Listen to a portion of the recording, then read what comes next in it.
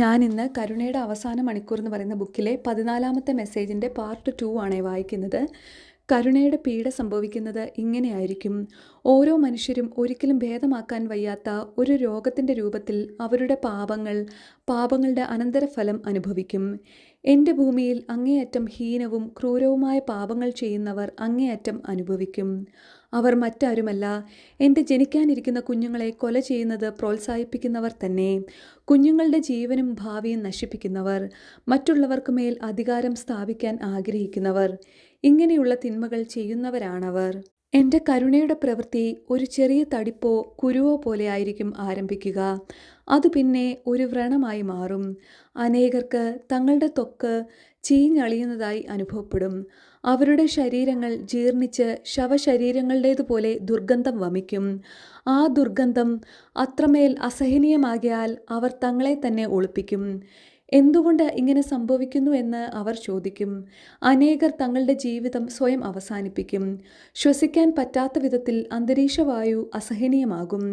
അനേകർ ചോദിക്കും, എന്തുകൊണ്ട് എനിക്കിത് സംഭവിച്ചു? എൻ്റെ മക്കൾക്ക് നിത്യമരണത്തിൻ്റെ ഒരു നിമിഷം അനുഭവിക്കാൻ അവസരം കൊടുക്കേണ്ടതിന് ഇത് സംഭവിച്ചേ തീരൂ. ലൂസിഫറിൻ്റെ തിന്മ കൂടുതൽ വ്യാപിക്കുന്നതിൽ നിന്നും ഞാൻ സൃഷ്ടിച്ചവയെ നശിപ്പിക്കുന്നതിൽ നിന്നും അവരെ തടയാൻ വേണ്ടിയാണ് ഞാൻ അത് ചെയ്യുന്നത്.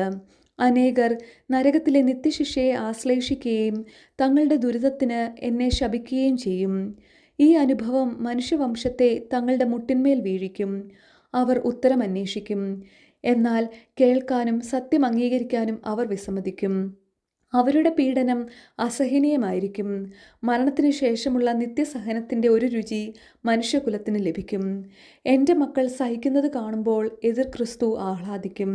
സാത്താൻ്റെ അനുയായികളായിരിക്കും ഈ പീഡ ആദ്യം അനുഭവിക്കാൻ പോകുന്നത്. അവനെ സ്നേഹിക്കുകയും സത്യത്തിലേക്ക് വരാൻ വിസമ്മതിക്കുകയും അനുതപിക്കാൻ ഒരുക്കമില്ലാതിരിക്കുകയും ചെയ്യുന്നവരായിരിക്കും ഈ കരുണയുടെ പീഡ ആദ്യം അനുഭവിക്കുന്നത്. ലോകത്തിൽ മുഴുവൻ അരാജകത്വം നടമാടും. അനേകർ സംക്രമിക്കുകയും മറ്റുള്ളവരെ ശപിക്കുകയും ചെയ്യും. നരകത്തിൽ നിന്നുള്ള വെറുപ്പും പാപവും ലോകത്തെ മൂടുന്നതനുസരിച്ച് വിനാശവും ആശയക്കുഴപ്പവും വർദ്ധമാനമാകും. എൻ്റെ കരുണയുടെ പ്രവൃത്തിക്ക് ഒരു മറുമരുന്ന് കണ്ടുപിടിക്കാൻ മനുഷ്യന് കഴിയുകയില്ല. ഞാൻ അവർക്കൊരവസരം കൊടുക്കും. എൻ്റെ മക്കൾക്ക് എന്നെ അല്ലെങ്കിൽ ലൂസിഫറിനെ തിരഞ്ഞെടുക്കാൻ വേണ്ടി ഈ അവസരം കൊടുക്കുക തന്നെ വേണം.